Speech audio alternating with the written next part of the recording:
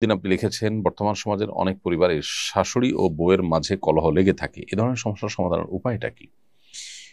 বেশিরভাগ পরিবারগুলোতেই দাম্পত্য কলহ মূলত বউ শাশুড়িকে ঘিরেই শুরু হয় এবং এটির ফলশ্রুতিতে কত ছেলে যে এ পর্যন্ত আত্মাহুতি দিতে হয়েছে বা তারা আত্মহত্যার পথ বেছে নিয়েছেন অনাকাঙ্ক্ষিতভাবে, অপ্রত্যাশিতভাবে, সেটা আসলে বলা অপেক্ষা রাখে না।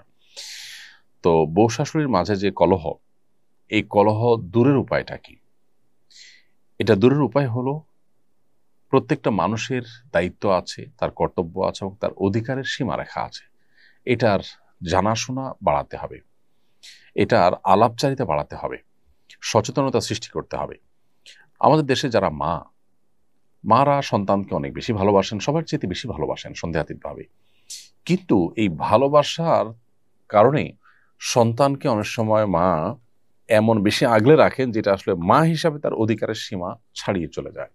যেমন বিয়ের পর ছেলে তার স্ত্রীকে নিয়ে সংসার যখন করা শুরু করে, অনেক মা চান যে প্রত্যেকটা বিষয়ে তার সাথে কথা বলা হবে, তিনি সবকিছু শুনবেন, বলবেন।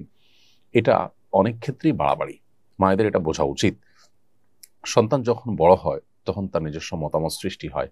যখন তিনি বিয়ে করেন তখন তার সাথে তার স্ত্রীর মতামতে সে যুক্ত হয়। এখানে মা অবশ্যই তাকে গাইড করবেন, তাকে পরামর্শ দিবেন, মতামত দিবেন। মায়ের অবশ্যই চাওয়া থাকতে পারে, কিন্তু সেটার একটা সীমা রেখা থাকতে হবে। ধরুন, ছেলে উপার্জন করছে, ছেলে উপার্জন করার পর ছেলের উপার্জনকে কে নিয়ন্ত্রণ করবে? স্ত্রী চান তিনি নিয়ন্ত্রণ করবেন, মা চান তিনি নিয়ন্ত্রণ করবেন। আর শরিয়া চায় যিনি উপার্জন করছেন তিনি তার উপার্জনকে নিয়ন্ত্রণ করবেন। সন্দেহাতীতভাবে মায়ের প্রতি রেসপেক্ট থাকবে, মায়ের পরামর্শকে সর্বোচ্চ আমল নেওয়ার চেষ্টা করবেন। আর স্ত্রীর যা পাওনা প্রাপ্য আছে সেগুলো দিবেন এবং তিনিও কোনো যৌক্তিক পরামর্শ দৃষ্টিকে আমল নেওয়ার চেষ্টা করবেন। কিন্তু দিন শেষে সিদ্ধান্ত নেওয়ার ক্ষমতা ইসলাম দিয়েছে যিনি উপার্জন করেছেন তাকে।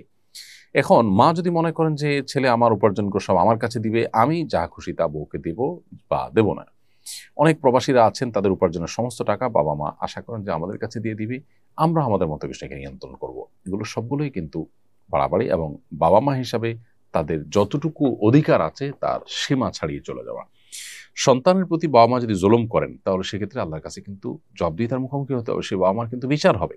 অতএব এই মাত্রা জ্ঞানটা আমাদের মধ্যে খুবই কম এবং এর কারণেই কিন্তু কলহগুলো বেশিরভাগ ক্ষেত্রে হয়ে থাকে। অতএব মা হোক বাবা হোক, তাদের যে অধিকার সেটা অবশ্যই সবার চাইতে বেশি, আল্লাহর পরে আল্লাহ রসুলের পরে সবচেয়ে বেশি অধিকার তাদের, সন্দেহ নেই। কিন্তু সেই সাথে সেটার একটা সীমা আছে, শরীয়ত একটা সীমানা দিয়েছে। সো সেই সীমাটা আমাদেরকে মেনটেন করে চলতে হবে।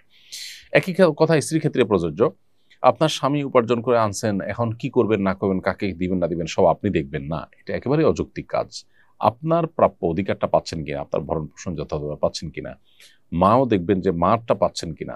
যদি নিজেরটা পান, এরপরে বাকি টাকাটা যিনি উপার্জন করছেন তার একান্ত আপনার স্বাধীন ইচ্ছা ব্যবহার করে তিনি যা খুশি করবেন। কিন্তু আপনি সেখানে শুধুমাত্র পরামর্শ দিবেন, ইনপুট দিবেন এবং দোয়া করবেন।